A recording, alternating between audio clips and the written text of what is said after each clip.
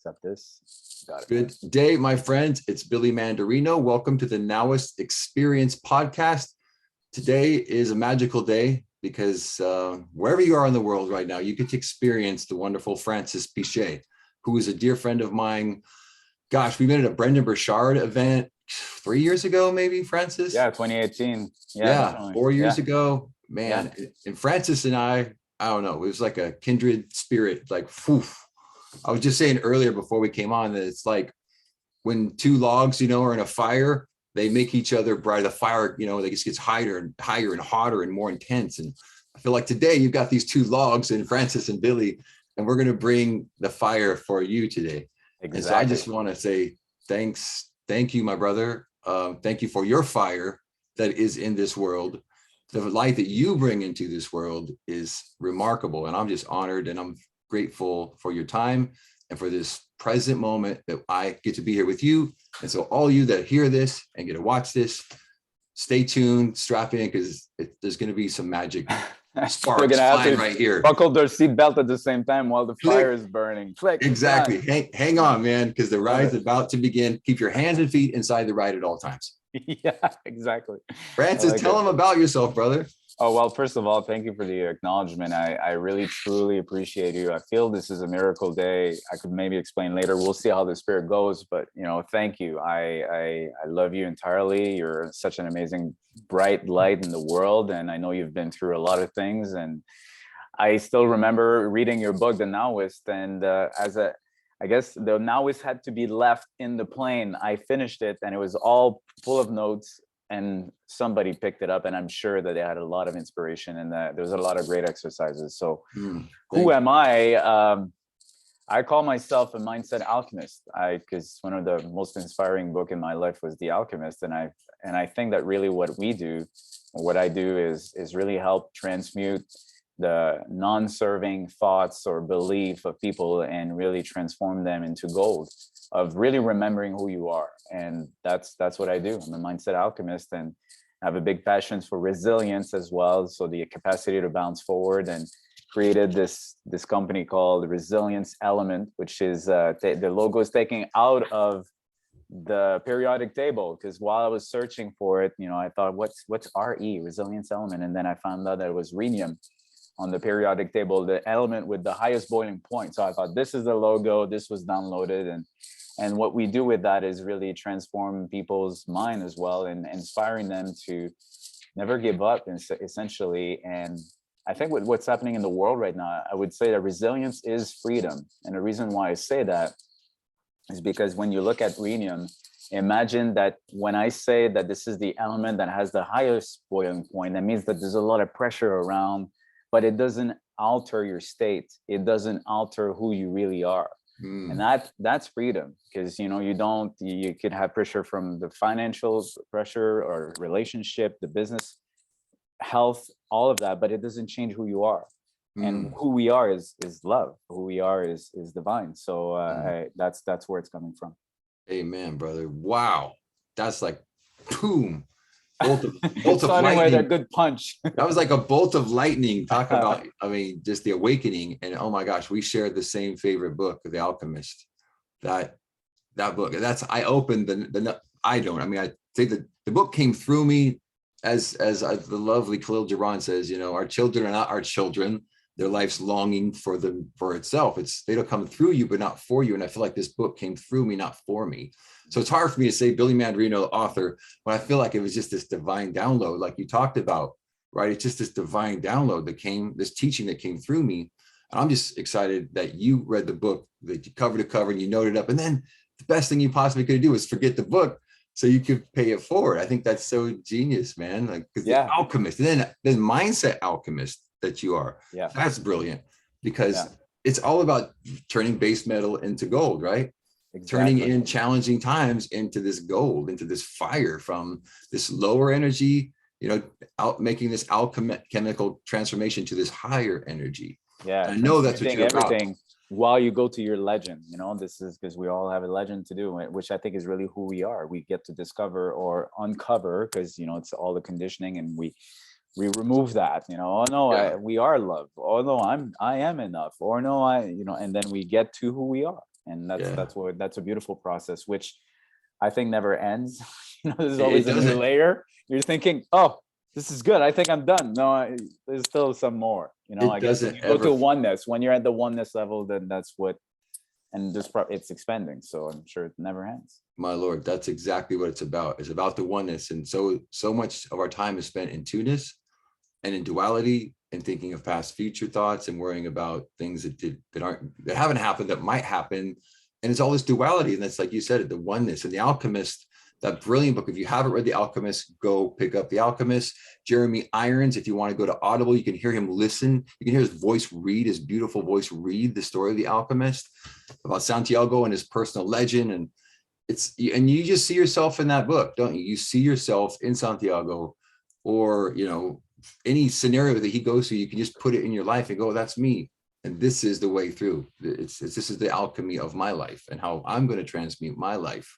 And then when you have a lot of anything, you just want to give it away, right?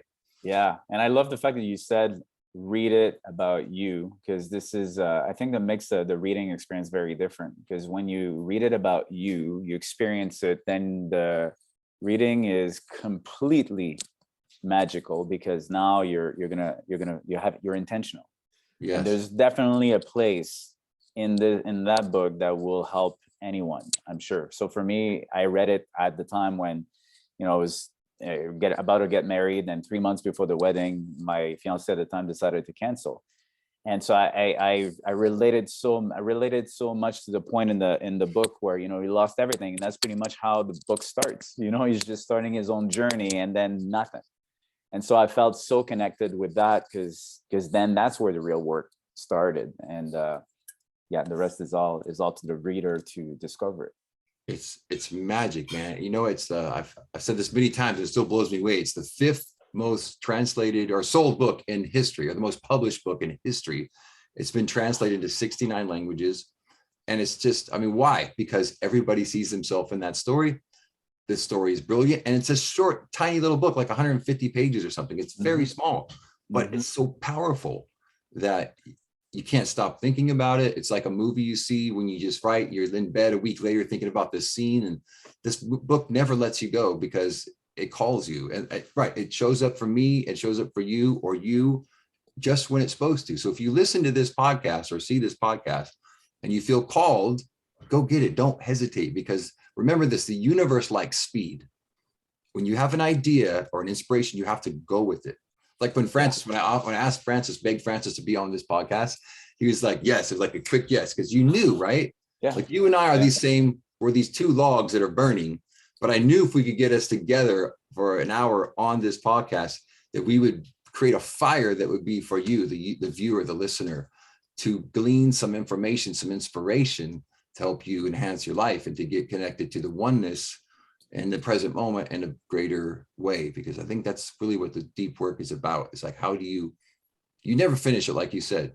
You never get done. You never master anything. That's why I love golf. You can never master golf. You can only have a good day and you can have a bad day, but it's about loving the game. It's like the journey there's no destination. You got to enjoy the step you're in right now. Is that your journey? Do you find that, Francis? Yeah, and that journey, it took me a while to understand it, because I think that, I don't know if it was the society's consciousness at the time. I think you could relate. I was born in 78, so at the time, I think in the 80s, ABC, and you got to hit the goal, and so you're all putting your energy into the goal, and then you're so attached to it.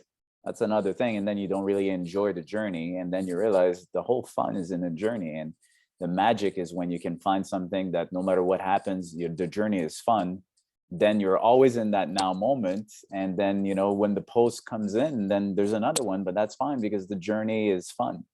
And I probably I don't want to say I didn't waste anything, but I spent at least 20 years to discover that, and I still discover it. I think I'm getting closer and closer to always what my godfather would say, actually. And imagine, he gave me this clue when I was 16 in my birthday card, and he said, Francis, no matter what you're going to do later on, do what makes your heart come alive. Otherwise, you'll be poor all your life.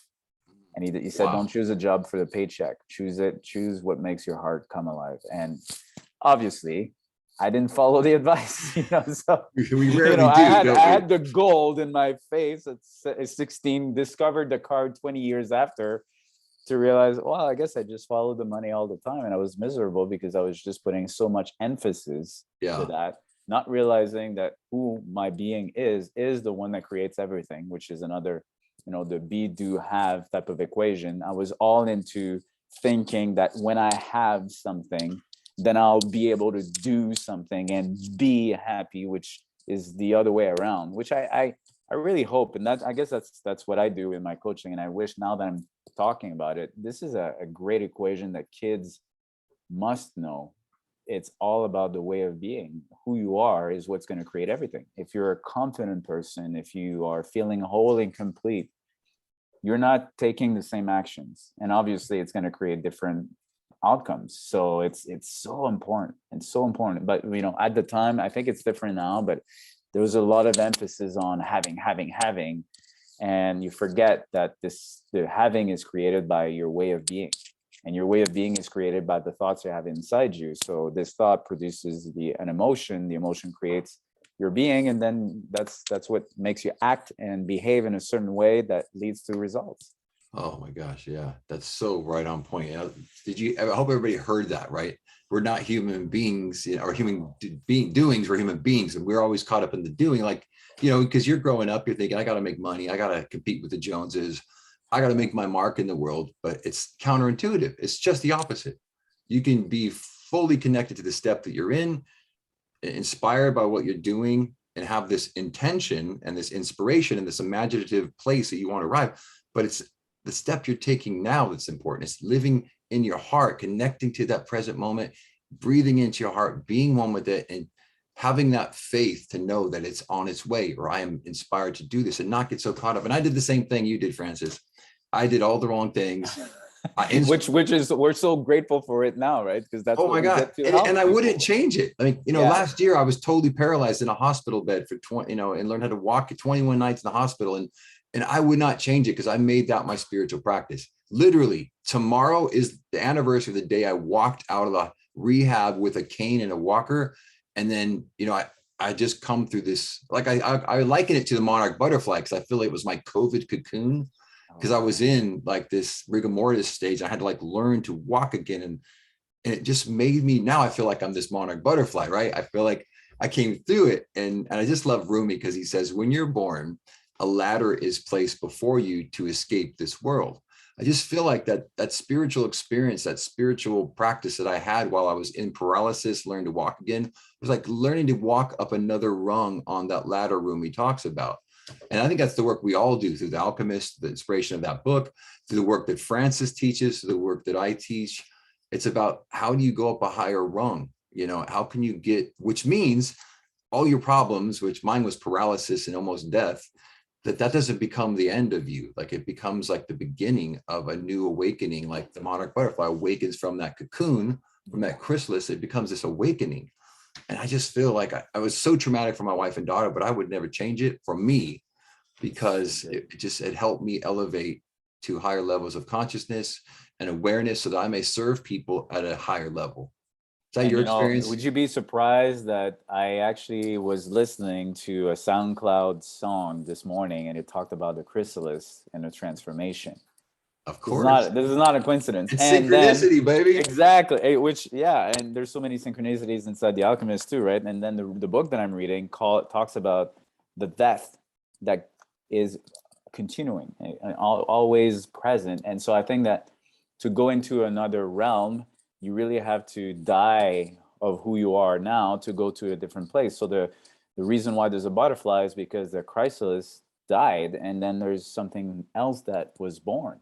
And that's and this is where you have that fate, right? You just decide to say, okay, I'm gonna leave all of my power to the, what you can call the Almighty, the God, the universe. And there's really definitely an energy that created everything, which is not small at all. I mean, we're so small, a speck of dust in the whole universe.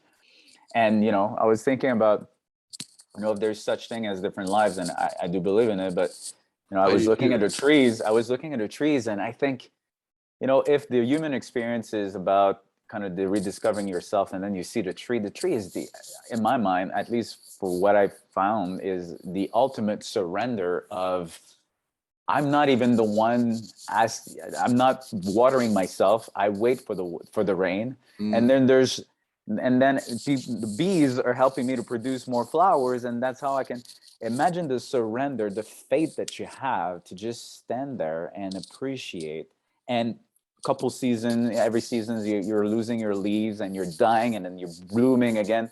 I would say that it's probably my next life, if I do well now, just to say, I'm just going to be a tree. I'm just going to surrender and have faith, and just, and people are going to lean on me, and they're going to cry and have joy, and I'm going to just nourish all the soil. And oh, man, that's such a beautiful thing. And it's a seed. It's a creation. I love that. Brother. So for those of you watching this, and if you're listening, just so you know right now, over Francis's right shoulder, the window's open and there's a whole grove of trees. Did you know that, right over your right shoulder? That's where I was looking at. I was looking at the trees and just looking at, yeah. So you got to pay attention to the spiritual breadcrumbs in your life. I mean, I noticed that because obviously he's waxing poetic about this brilliant idea. And that's so brilliant, because you can learn so much from trees, can't you? I mean, Oprah Winfrey lives about 2 miles from where I live here. And she has 40 acres and she has a huge lawn, and she's massive oak trees. And she says when she is stressed and worried and overwhelmed, she goes out and sits amongst her oaks that are, some of them are 120 years old. And she sits there and she just takes the wisdom in from the trees, because they've been through fires, floods, rains, and they're still there. And these oak trees are just resilient. And they say, like, right, the acorn, right? The dream is in the acorn. Yeah. Right. The potential is in that seed, and just learning from the wisdom and the silence and the peace, yet the strength. And talk about a Now-ist. When you're grounded in this moment, right? The tree is just there, right? It's in this, and you've got this horizontal line, which is the earth. But in this moment, there's this root, there's this tree. When I think of the book, the Now-ist, there's the Now-ist symbol, which is, this horizontal line, and there's this vertical line. And the vertical line is divine time, and the horizontal line is chronological time or psychological time. But where those two cross is the now. And where it crosses, when the earth and the tree enter, there's that the roots exist. That's the present moment. And Oprah is in her oak trees looking to become a Now-ist, to become present. And that's what the trees teach us. I just love that you brought that up. Because, and there's so many, because I had an idea that, the trees are giving themselves also with all the seeds. And how many seeds does it take before it creates another tree? Which essentially, I think that's what we do. And when we're not attached to the outcome, we're giving and giving and giving. And then one of them is going to be another tree. One of them is going to be a seed that's going to grow into something. And a tree is not definitely not attached and say, oh, I'm going to give you this apple, but you got to give me something in return. It's just purely giving, understanding that, first of all, the tree lives because there's a divine creation power that's right there. And then what I also like about the trees is that they're all communicating apparently to each other with the fungus realm, and it's all interconnected, which is who we are. It's just a circle, right? It's a circle of life. It's speaking of the apple not asking, the tree not asking, hey, I'm not going to give this to you unless you do this. If you hug me, if you kiss me, if you sing to me sweetly, I'll give you this apple. I'll let it pull from my branch. It's just like that. One of my favorite quotes is Hafiz, who says, just look at the sun. The sun never says to the earth, you owe me. Just look what a love like that does. It lights the whole sky. And we think of trees and the sun and just photosynthesis, and like you said, the micronutrients and how trees talk to each other. Like a virus will hit a tree, but there are all these interconnected roots. It will tell a tree, I don't know, a mile away, hey, there's this beetle coming, right? And they'll give it what it needs to fight off the beetle. I have chills, because this is just, imagine, like, I mean, I know, and maybe for the listeners, these guys are talking about the trees, but the point is that there's so many wisdom in that. Imagine being a person that can give without asking anything in return, that can inform others by compassion about, hey, I'm struggling with this, so boom, you can give. I mean, that would create a whole different world, and what we're doing is just talking about the trees, And I love also the fact, one of my favorite element, I'm sure you can relate, especially where you are, is the ocean. Oh And I yeah. think that, you know, with the aspect of Mm. the resac and, you know, ebbs and flows, and the not waiting for, oh, okay, stay here. You know, it leaves again and it comes again. It's like the breathing, the same thing as the lung. And then you have, sometimes there's no water, there's nothing happening, and you got to be patient. And then there's a beautiful wave and you can surf on it. There's no resistance. And if you go against the flow, then you're suffering. It's the resistant part. So, I mean, we can learn so much just with nature. And I think now the world is coming to a place where we just realize who we really are, and that we're all together in that same thing.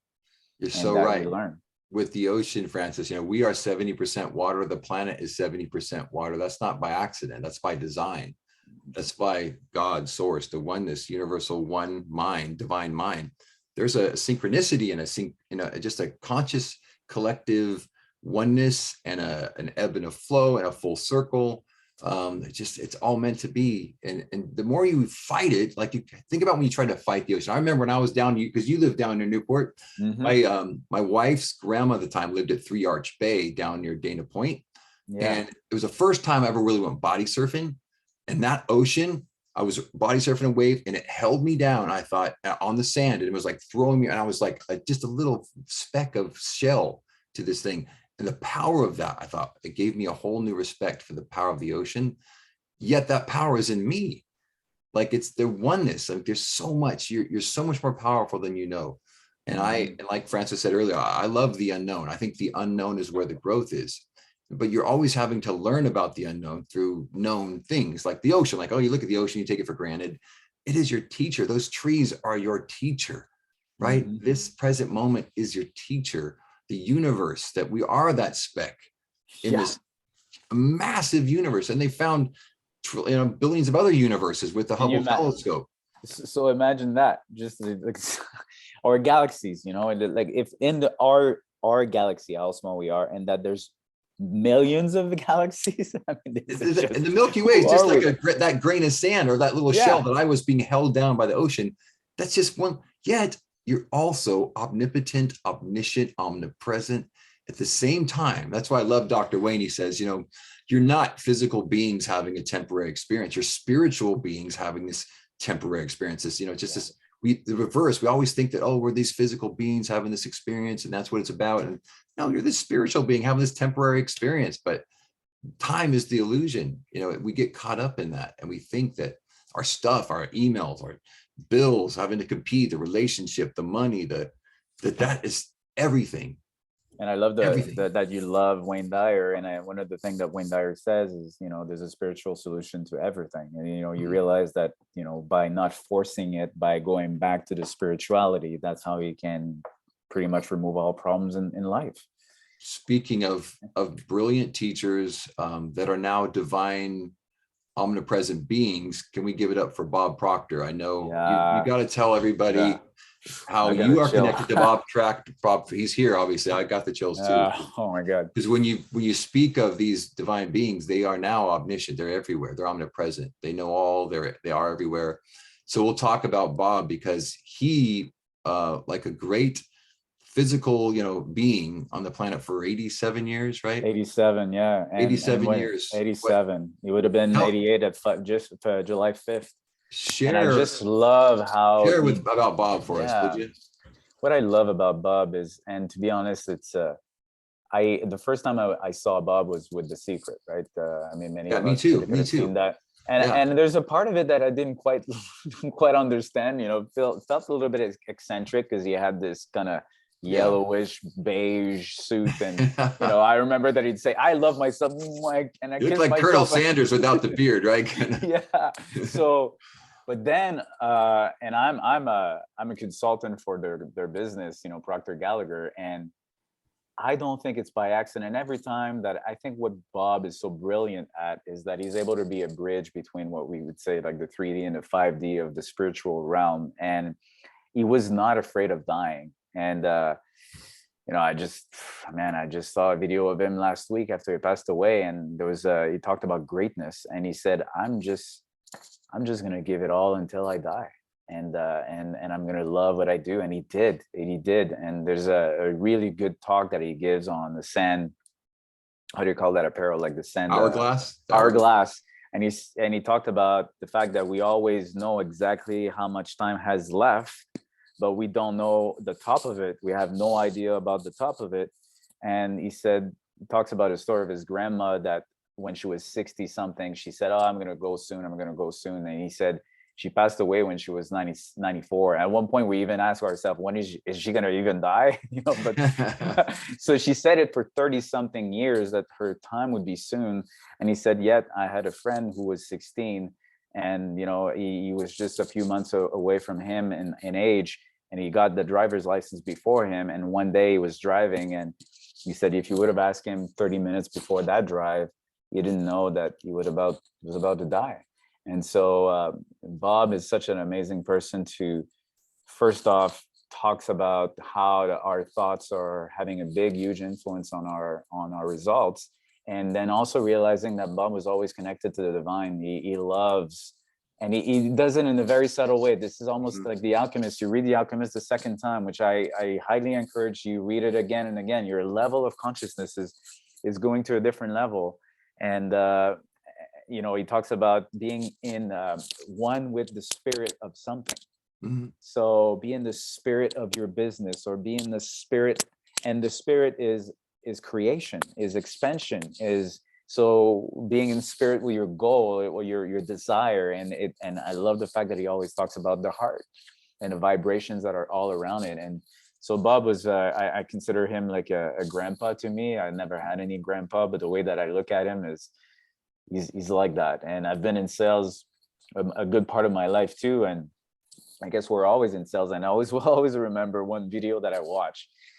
And you listen to Bob because he's the grandpa. And then he would say, so if you're wondering if you're scared to make some phone calls, here's what you have to do. And we're all waiting to see what you're gonna say.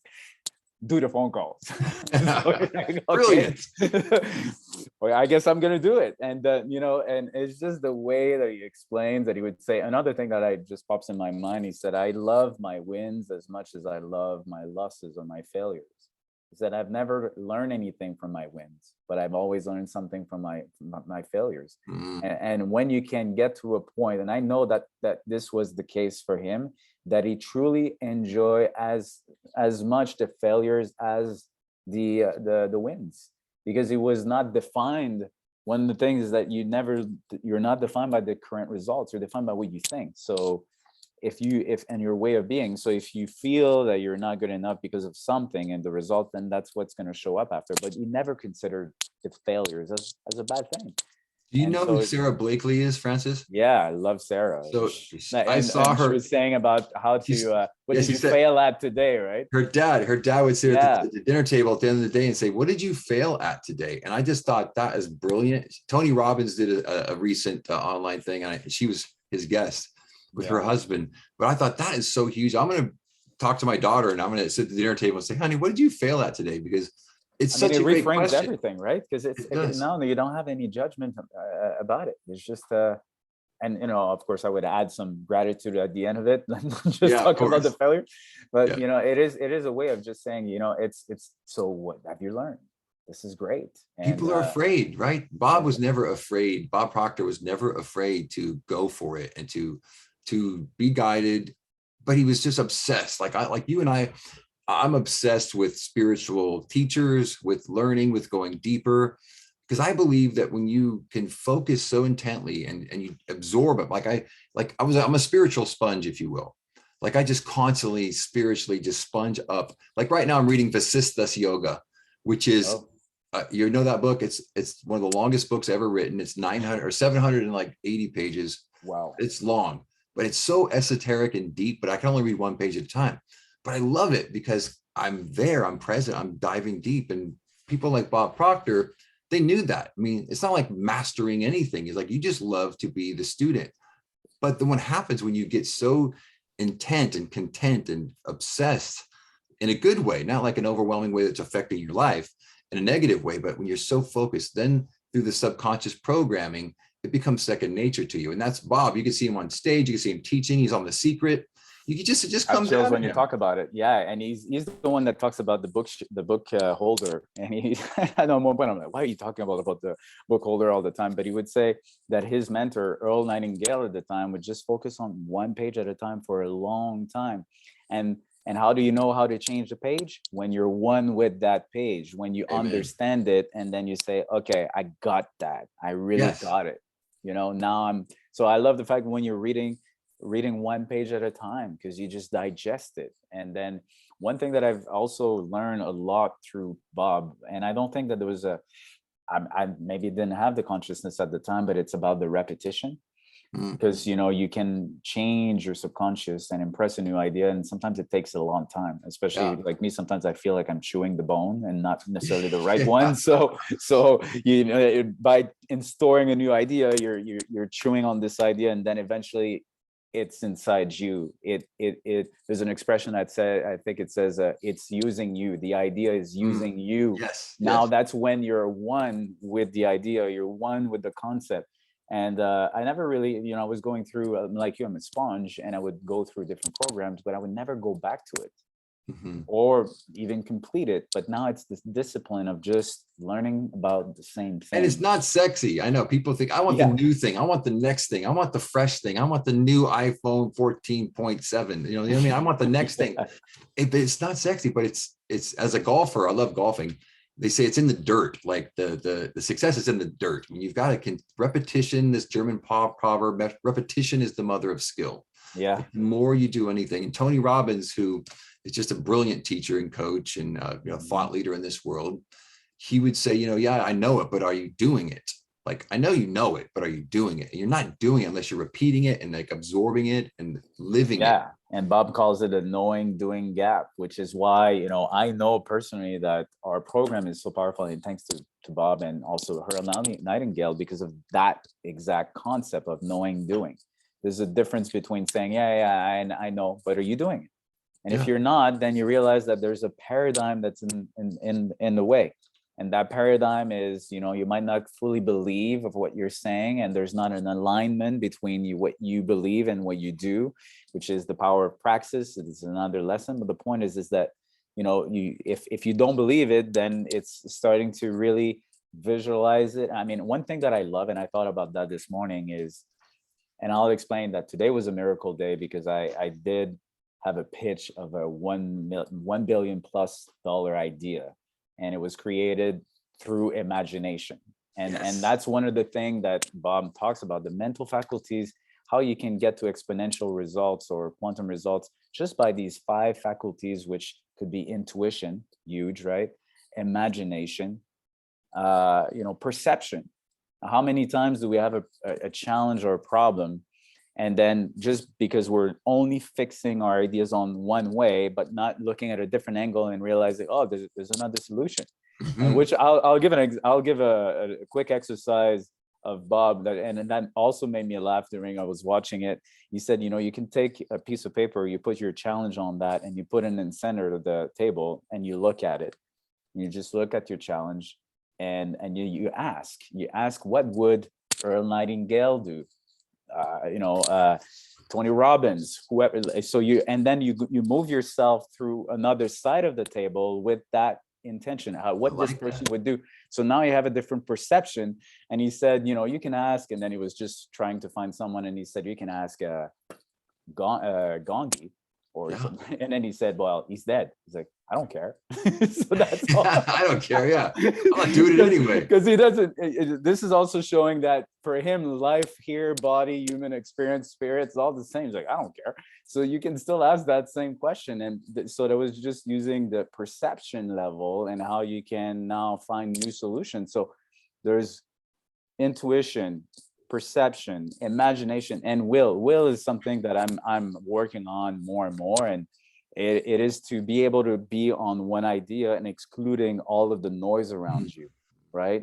So, and one exercise is just to look at a candle for a while or a dot and just practice, which, Vipassana is a very good way of, I've done that. I know you're a Vipassana master, aren't you? I mean, you've been doing, I don't know if I was a master, but I survived the 10-day silent meditation, and the first 3 days was just about putting your attention to your breathing just under your nose and on your lips. And the reason why you want to do that is just to, because if you do a body scan, if you're starting so general, how are you going to be able to almost like a laser go into your body? So you start to train yourself to be focused and have that will on just one spot. And then after 3 days of doing that, which, you can go insane, like, why am I still on this right now? And then eventually you go through the journey. But so that's will. And then you have reasoning, which is another one. So, but just that alone, you can do so much with it. And then that's a gift that we've been given to use. And then that's how we can create miracles, really. Wow. So the silence, I love that, because I think it was Herman Melville that said, God's one and only voice is silence. I think it was, or Nietzsche, one of his great teachers said, God's one and only voice is silence. And so Vipassana, is that how you say it? Yeah, Vipassana. Vipassana. Yeah. I have my good friend Alejo, who does all the Now-ist videos, and he's a master. So the Now-ist Experience Live is coming up again, and I'll talk about that a little later. But he went to India right before COVID. And he was there shooting a movie about the slave trafficking, right? And with a friend of his, and they locked it down. They locked it. He was stuck in India for 6 months. And you think, oh my gosh, we get out of there, it's like COVID. And he was stuck, and his friend got back, but he didn't. And he knew that, bless your problems, right? Make it your spiritual practice. And he was at the time kind of new to spiritual teaching. He was just diving into meditation, and he goes to the epicenter. Like, really, he was in Rishikesh, India. Wow. And he did Vipassana, he said, for 10 days. And he had all these amazing transfer. He's going to be a guest coming up on the Now-ist Experience podcast.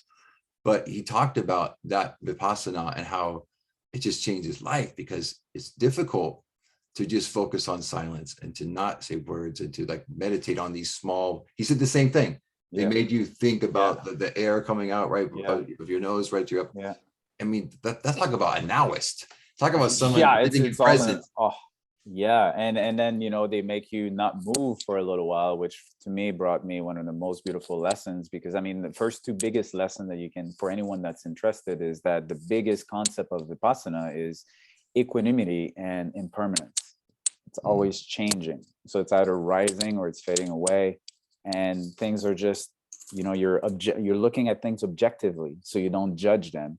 And so one of the things that happen is that you're meditating and they're asking you to not to move. So imagine you're not moving for an hour, and they say, and so I picked the wrong position. And so it started to really be painful. And the way they'd say, don't label it as pain, it's a sensation. So you have that sensation that goes inside your body, and then you're observing it. And then I thought, oh yes, it's rising. It's definitely rising at the moment. And then, you just become really curious about that sensation.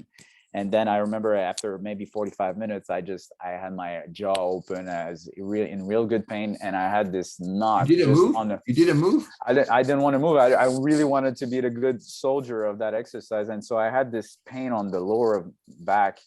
And instead, what you would do normally is, in resistance, you would just go to a different position because you don't want to feel the sensation or the pain. So I decided to, every time that I would leave that, I would come back to it, come in the center of the sensation that was really powerful, like what they call a gross sensation. And so I'm in it, and I'm in it. And then at one point I just had to say, man, God, just do something. I'm surrendering. I don't know what to do. Come and get me. I'm out. And then eventually it just disappeared. Totally gone. Totally gone. And the thing is that I decided to embrace it. I decided to really be curious and say, okay, that's sensation, what people would say pain. Let's go find it. Let's go through it. I'm just going to go through that. Which is counterintuitive, because you don't want that normally, but I think it's a great teacher of life, is to go through the challenge, go through the pain, because what Michael Singer would say in the Surrender book, or the Untethered Soul, is that on the other side of pain there's freedom, which also Bob Proctor talks about. It calls about the terror barrier. But once you understand it and you go through it, and I didn't have pain whatsoever for 8 days after. And That I was had the, pain for the 2 or 3 days prior. And honestly, I was so surprised. I was moving my body. I couldn't understand. I was so flexible, and it was beautiful. And that was a huge lesson for me talk too. about alchemy, Francis, huh? Mhm. That Mhm. was true life alchemy, real life, real time alchemy. And then so it never, it's what's amazing. It's like you almost had to get to the threshold, surrender to it. And then the act of surrender was the freedom, right? That was Yeah. where, and just for me, like last year being totally paralyzed, have learned to 21 nights in the hospital, having learned to walk again. The first day I was scared to death because I lost the ability to walk. I was paralyzed. I couldn't even do like that. I couldn't even raise it was terrifying. But it wasn't until after I got out of the 4.5 hours in the MRI tube and had the spinal tap that I realized that I need to make this my spiritual practice. I need to surrender to this and learn from this, because why is this happening to me? Not a victim. I said, no. I believe God, the great source, the great one, was saying, okay, you think, Billy, you're this spiritual teacher and teaching the Now-ist principles and teaching this teaching on this planet. I'm going to give you an experience that's going to prove to yourself so you can teach it in a better way. You can teach it in a deeper way, like you had to go through this experience, Yeah. Francis. So Yeah. you have to experience it. I mean, that's why my upcoming seminar is called the Now-ist Experience Live, because it's 2 full days of auditory, visual, kinesthetic, socialized learning. It's a socialized experience in energy, in a coherent energy field, which is this ballroom, where 200 people will be there. And we did it last year, and it was unbelievable, And I'm so transformational. excited for you, because I love that you talk about experience, because part of the Vipassana, that's why I say, it's conscious or going into deep into the experience. I I encourage everyone to go to the experience with the Now-ist experience, because here's the thing that I also remember about the story of Vipassana. There's always a discourse at the end of the day, and you hear this guy that talks about different stories, and he was talking about, and to me that was very important, because in coaching sometimes you wonder, people, can they get the information on YouTube for free? Yeah. Can they read it in the book? Yeah, but they don't have the experience. And the experience is only available if you decide to do it for yourself, and really dedicate and commit to do it. And so one of the story that he said is, I think it was an old captain that had a scholar that was on his boat, and this scholar, young kid, started to ask questions and say, hey, captain, have you studied oceanography or whatever that's called? And he said, I don't even know what that is. Like, no, I haven't. And he said, well, you've lost a quarter of your life. I can't believe you haven't even studied that. And then the day after, have you studied, it's all those words that are difficult for me. I'm French Canadian. The weather science, let's call it. He said, I don't know that one. He's like, well, I can't believe you're a captain. You haven't even, wow. And he's, I think you lost another quarter of your life. And then there's another question, same thing. And then the 3rd day or 4th day, now they're in a storm and it doesn't go well. And then the captain goes to see the student, and he said, hey, have you ever studied swimology? He's like, what is that? He's like, well, we're actually gonna sink, and if you don't know how to swim, you're gonna be dead, my friend. He's like, and he didn't know how to swim. So the point is, so the point for me was, you have a captain, and I think what we do is helping we know how to swim. You know how to swim because you have experienced that at the hospital. You've done it, you experienced it, and that makes you invaluable for the experience of others. And you're creating this experience so that they can learn from it instead of just listening or watching. Now they're going to go experience. And I think that's going to be amazing that people will do that with you. Thank you, brother. That was so brilliantly put too. I love that. I've never heard that story. I love that though. People need to know. I think they learn so much through stories. They learn so much through other people's experiences, but you can only experience that if you're in the same energy field. I feel like I love that we get to talk on Zoom right now, and it's actually become this crazy technology that has connected the whole planet this last 2 years. But I feel like this planet is ready to get back in person, because this will only take your energy so far. Francis and I can connect, because there's time is the illusion. We are in this same oneness, the same moment right now, fully here for you. But when you get into a room, and I want to ask you about Joe Dispenza next, when you can get into a room with a group of people and you create what's called coherent energy fields, and the master of teaching coherent energies is Dr. Joe Dispenza, who to me is probably the top 3 teachers that walk this earth right now. Yeah. Teaching, he has blurred the Absolutely. line between science and spirituality. Yeah. He's like a spiritual scientist. I mean, he is a genius. I've studied him.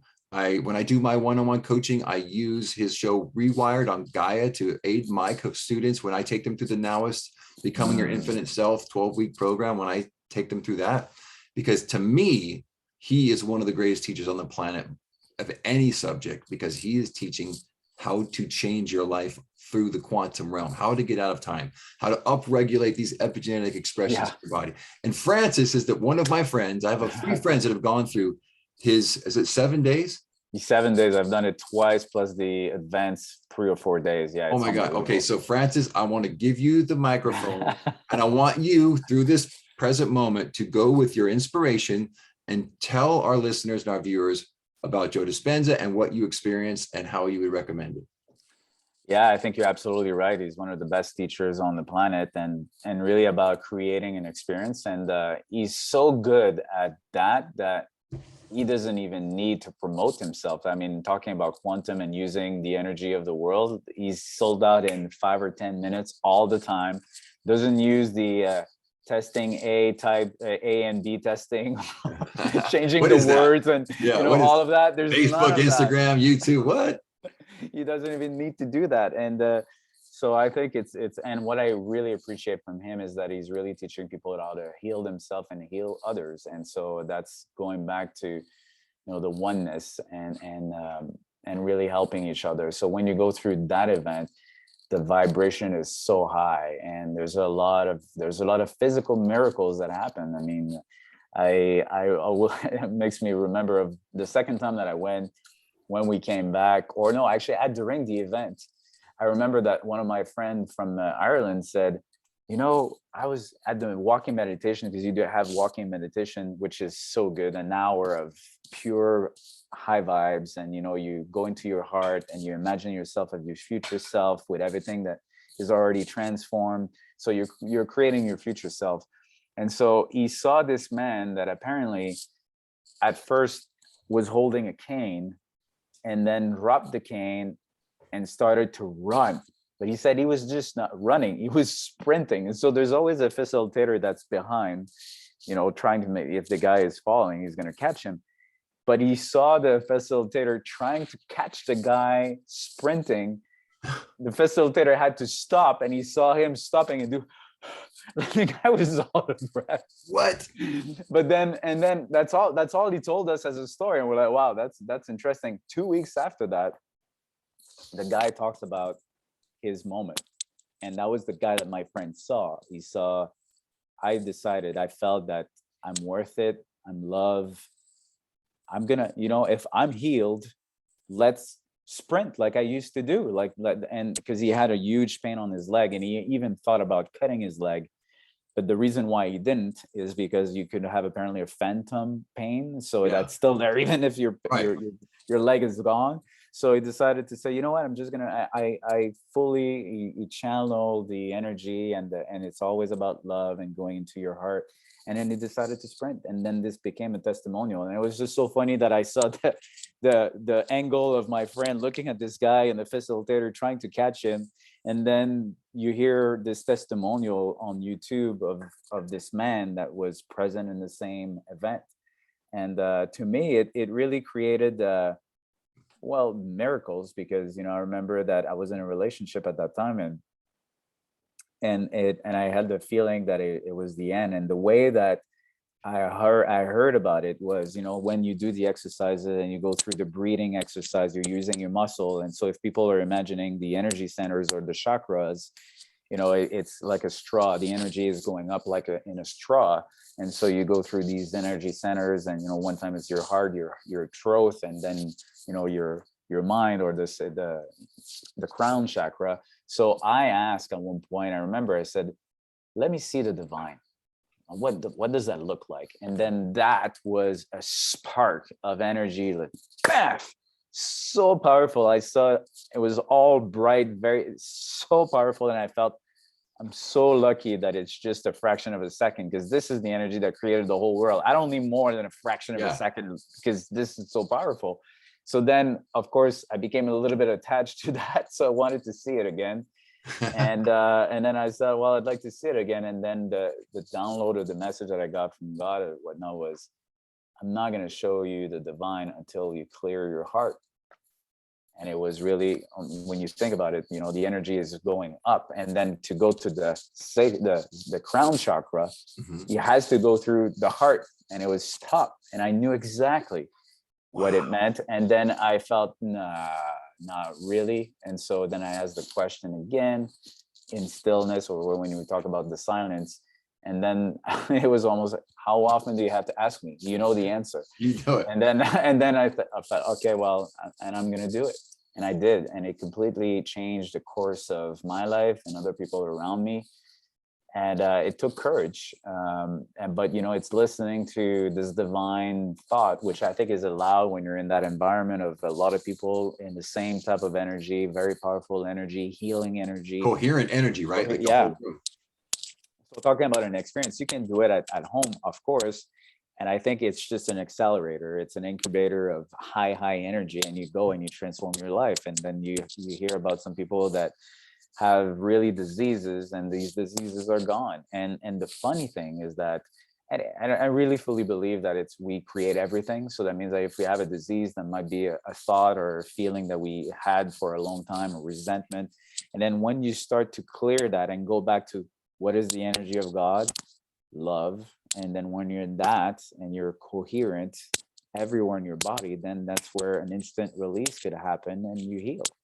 And that's so interesting to see what he's teaching, where it goes back to the fundamental of what creates the world is love. Is an intentional that's loving, expanding. It's not constricting, it's not fear. And it's so beautiful. And you were there for 7 days, right? Yeah. Didn't you? My friend Carly, who went, said she meditated for 50 hours. 50. How many hours did you meditate for that? Well, you mean like in a row or over? Oh, like total. Like at least probably. Well, I mean, I know that there's a pineal gland activation, they call it, and that's just that alone is 4.5 hours in a row. And your eyes are closed, right? And you're just meditating. You're meditating, and you know what's interesting is that when you do it, it feels like it's a second. You just wake up, go back to your consciousness, and you realize because we sit at 4 a.m. and you wake up at 8:30 and realize, wow, spent 4 hours and a half. Quantum leap, right? You wait. Yeah. You know, it's interesting. Was it 4.5 hours, the pineal gland? Yeah, and you do it twice. So just that alone is it would be 9. Yeah. And then you have at least 4 walking meditation of an hour. So you're already at 13. And then through the 7 days, at least 2 or 3 hours each day. So you're at 21. Yeah, you're 40 hours, something like that. Yeah.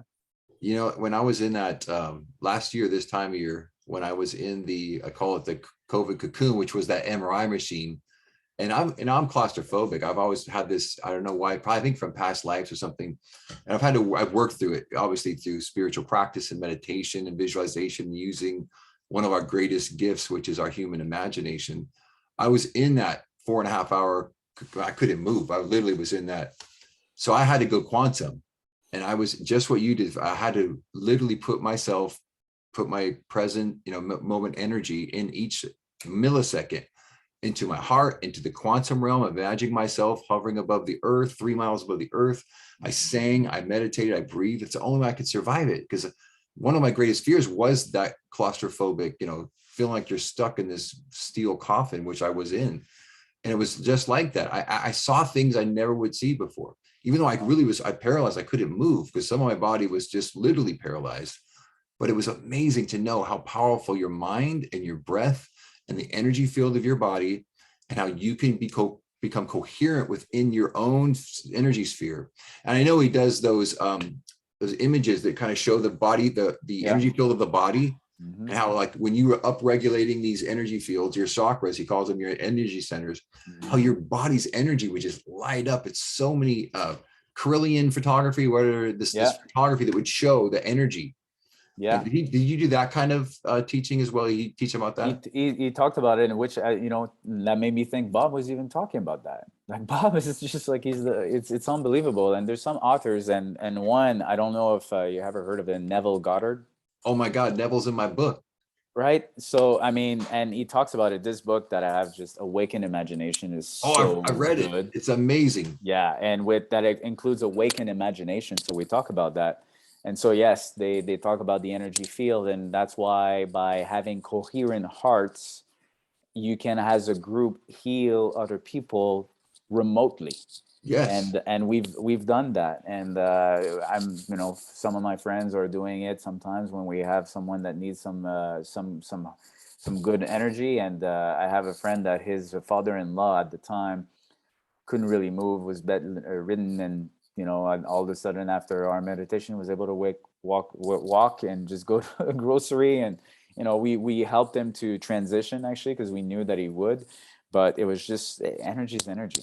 And it's timeless. It's It's no time, no space. it's Right. amazing. So if you don't know who Dr. Joe Dispenza is, I highly recommend you go to drjoedispenza.com, I think Yep. is his Yep. website. Go to YouTube, just look up Dr. Joe Dispenza. You'll see a million videos on there, literally, of his teaching. And he's literally someone who has helped people in the physical world. It's so crazy because doctors think, no, you have Parkinson's disease. Your brain's not making dopamine. It's just, that's your life. It's your sentence. You're going to die from this. And then I remember him telling about the story of this lady that she had in one of those meditations, this energy, this bright light, just boom, she changed her brain, and dopamine started to course through her body, and she could finally like walk and stand up and not drool and like crazy. Exactly. Like, it's not this woo thing people think it is. It's changing physical science. The physical realm is being changed by your spiritual realm. And I like the fact that you said it's scientific too, because he likes to put science into it. So many times during the events, he's putting these people connected to their heart and their brain together, so you can have the brain scans, and you see the energy and the frequency of the brains that are absolutely out of norm, out of standard deviations. Normally you have 2 standard deviations from the average, and some people would have 400 times that. And he said, can you imagine this? And then they verify when they were in heart coherence and the brain waves. And, they can show now that with meditation, there's a lot of things that you can heal. Let's just put it that way. I won't reveal what the study is, because that's something that he shares during the event. But you can imagine that there's a lot of things that can be healed through meditation and through heart-brain coherence. It's unbelievable. That's why I'm just so inspired by his work, and his work has also inspired me. And so May 13th and 14th is the Now-ist experience live. If you go to billymandarino.com, you can get your tickets right there.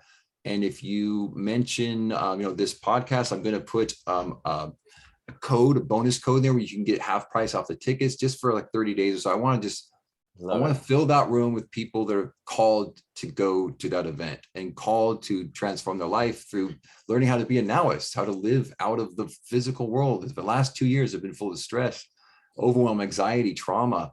And I just feel like people need to get in that coherent energy. And it only happens when you're in the same room, like you were with Dr. Joe. Yeah.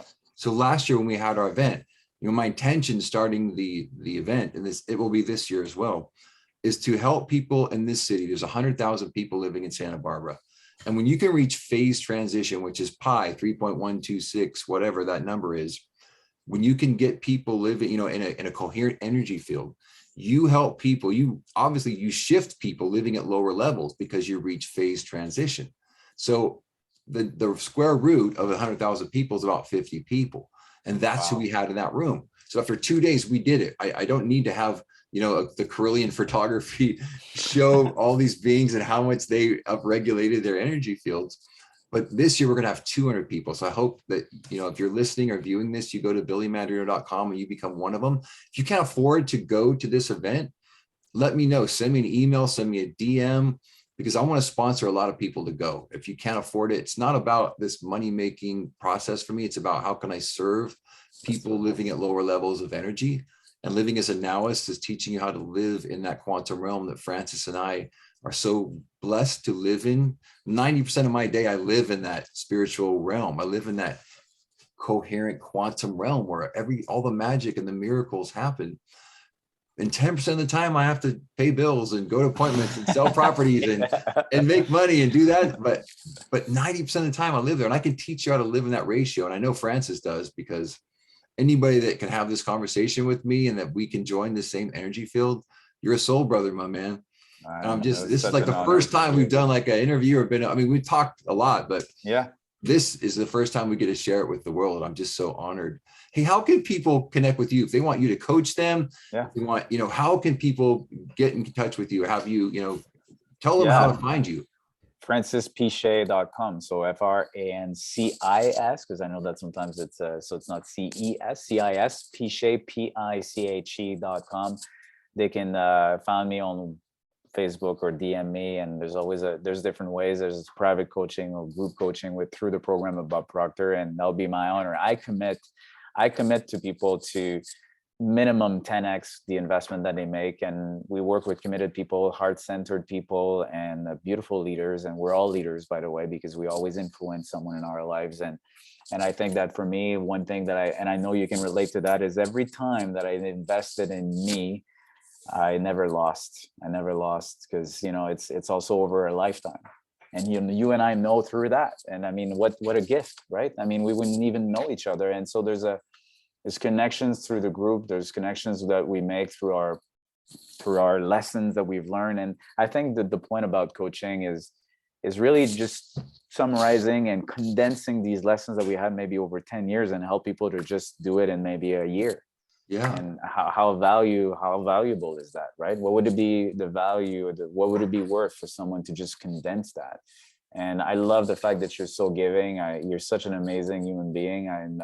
Thanks, I'm blessed and I'm impressed by what you do. And thank you for inviting me. I really appreciate that, Billy. Man, God bless you, brother. I'm honored to have this hour with you, or whatever it is. We're timeless beings, right?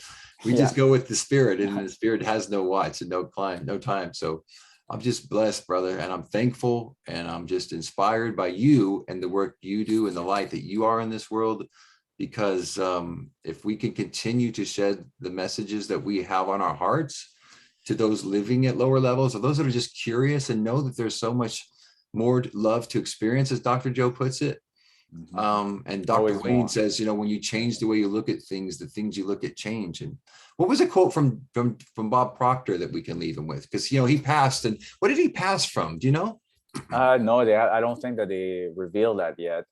One that comes to mind is, and it's very important. And actually, there's another book that I'm reading about the way of being, and it said, you're either interested or committed. So when you're interested, you do things when it's convenient. When you're committed, you do whatever it takes. And I'm not saying it in a way of the 3D and forcing the matter, because it's just it is what it is. When you become committed and you have something, talking about your heart, you have a burning desire, you really want it, then you'll do whatever it takes. You'll do whatever it takes because you're committed, and you're committed to make a difference, or you're committed to change from whatever situation you're in to a better one, and impact the world. And I think it's great to know that abundance, the more abundance that we have in our life, the bigger we make an impact on other people's life. And so for me, I think that's one of the things that I can really truly relate. It's say, what do you really want? What do you really want is the first question. And then he said, if you're committed, which is a it's like a black hole. It has a gravitational energy to it that brings everything. When you're committed, everything happens at that. So that's the first requirement, is what do you want? What do you really want? And if you're committed, then you know that people like me or other consultants are going to help you to achieve it. That's all it is. Boy, that is phenomenal advice, because if people are committed, what's the law of attraction, ultimately? When you commit, when you get in that energy field, when you use your imagination skillfully, and you then, just like that quote, you just want to give it away. When you're committed, and that's why I'm so willing to give people free tickets to the seminar, or sponsor people that can't go, that really want to go, because I know it's almost selfish for me to say, hey, I want to invite 20 people. I'm just going to pay for them to go to my seminar. Yeah. I know how the universal law of attraction works. Like, the more you give, the more you receive. And it's this abundance, this flow of energy that I just never want to hang on to. I always just want to let it circulate through me. And when you're committed, your life changes, because you have a different energy that you bring to a decision, because there's no going backward. There's no plan B. It's all, I am here committed, and you're going to come to the Now-ist Experience Live. It's a 2-day event. There's music, There is socialized learning. There's visual. It's a gorgeous room. There's music videos. There's 10 songs or 8 songs we're going to perform live that we've written last year, and our record came out last year called Fortunately, and our band is in the present tense. And with live music, the people that are there, the teaching, the connecting. You will walk in that building and you walk in this gorgeous resort at the Hilton, and you'll walk in it and you'll feel a certain way. And when you leave it, you will not be the same person. I promise you that. I love and Francis that. has proven it. I see your commitment when you say that. That's such a beautiful way of sending an intention, because I know that's what you're going to create. You just declared it. That's commitment. You committed that everyone that enters is not going to be the same as when they leave. And I hope that in this episode, people are feeling the flame of 2 logs getting together and bringing the whole fire in their heart, because yeah, life is meant to be fun and fully fulfilled. And you know, there's a book called The Game of Life by Florence Shin, and it is a game, and let's play it full out and with the divine. And with that, there's no better way to leave it than it's a game, and just enjoy the game and play full out. And I love that, Francis. And peace to you, brother. I wish you nothing but love and the light that you are in this world. Thank you for your energy and for your wisdom, for most importantly, for your heart, because I know that you gave it all for everybody today. And I'm honored that you spent this time, and peace with you, brother. And I hope to see you soon. Please, FrancisPiche.com, correct? That's right. That's right. FrancisPiche.com. Go check him out. He is someone who will help you upregulate your life to the stars. Love it. Thank you so much, Billy. Thank you, brother. Peace to you, my man. Peace to you. Boom.